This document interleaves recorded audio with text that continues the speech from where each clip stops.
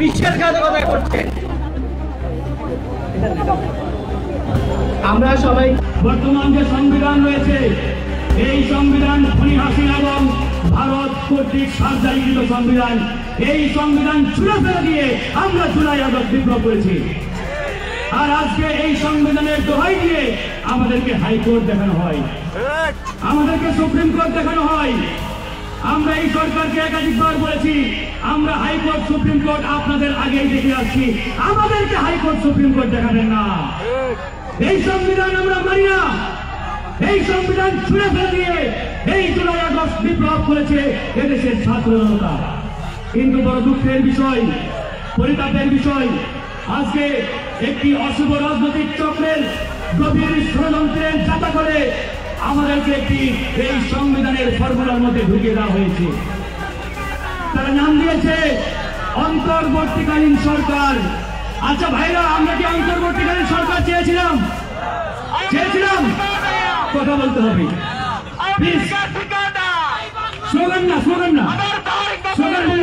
Slogan বন্ধ করেন। আমরা বিপ্লবী সরকার চেয়েছিলাম, আমরা অন্তর্বর্তীকালীন সরকার চাই নাই। কিন্তু পরিকল্পিতভাবে সেই বিপ্লবী সরকার গঠন করতে দেওয়া হয় নাই। কারা করতে দেয় নাই সেটি ইতিমধ্যেই পরিষ্কার হয়ে গেছে। সেই 5ই আগস্টে খুনি হাসিনা পালিয়ে যাওয়ার পরে ক্যান্টনমেন্টের বৈঠকে যে সকল রাজনৈতিক নেতারা উপস্থিত ছিলেন, তারাই মূলত দায়ী এই বিপ্লবী সরকার গঠন না হওয়ার পিছনে। সেখানে যখন অন্তর্বর্তীকালীন সরকারের ফর্মুলা প্রয়োগ করা হলো, এই রাজনৈতিক নেতৃবৃন্দ তারা কেন বললেন না আমাদেরকে একটু সময় দেন, আমরা ভেবে দেখি, আমরা একটু আলোচনা করি?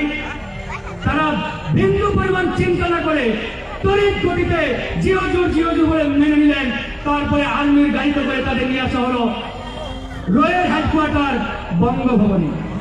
বঙ্গভবনে এনে সেই রয়ের রাষ্ট্রপতি র কর্তৃক গ্রিন সিগন্যাল প্রাপ্ত প্রেসিডেন্ট শাহাবুদ্দিন চপ্পুর দরবারে হাজির হয়ে বলা হলো, মাননীয় মহামান্য প্রেসিডেন্ট, আমরা এরকম একটি অন্তর্বর্তীকালীন সরকার করতে চাই, আপনি কি বলেন?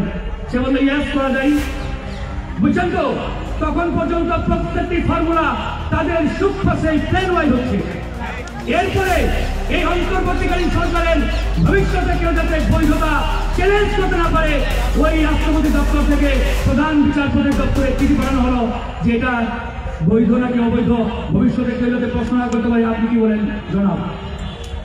বাংলাদেশের প্রধান বিচারপতি তখন পর্যন্ত হাসিনার নিয়োগপ্রাপ্ত প্রধান বিচারপতি, সে বাংলাদেশের প্রধান বিচারপতি ছিল না 5ই আগস্টে।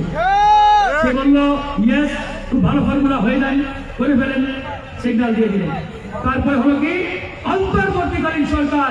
এই সরকার না অন্তর্বর্তীকালীন, না বিপ্লবী, না অমুক না তমুক, কিছুই জানি না, একটা জোগা খিচুড়ি সরকার বানিয়ে ফেলেছে। প্রিয় উপস্থিতি, এ পর্যায়ে আপনাদের সামনে বক্তব্য নিয়ে আসছেন শহীদ জাবিরের বাবা। আপনারা সবাই বসে বক্তব্য শুনেন।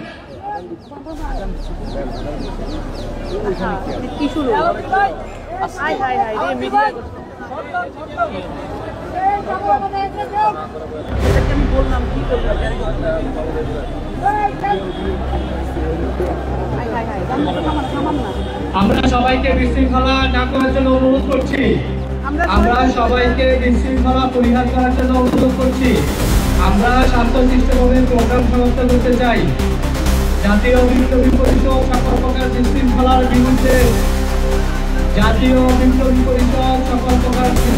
বিরুদ্ধে, আমরা সবাইকে শান্তশিষ্টভাবে আজকের প্রোগ্রাম বাস্তবায়ন করার জন্য অনুরোধ করছি।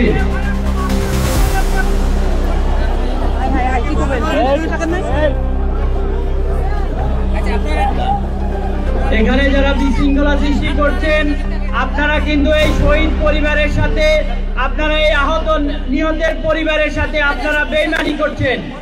আপনারা যারা বিশৃঙ্খলা সৃষ্টি করছেন, আপনারা এই বিপ্লবে যারা শহীদ হয়েছে, শহীদ পরিবারের সদস্যদের সাথে আপনারা বিশ্বাসঘাতকতা করছেন।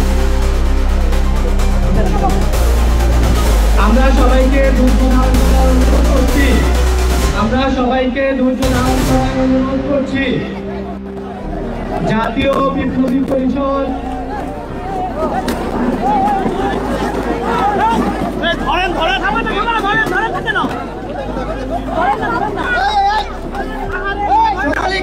দৃষ্টি আকর্ষণ করছি আপনাদের আপনারা দৃষ্টি আকর্ষণ করছি, সকলকে দৃষ্টি আকর্ষণ করছি, থামুন থামুন।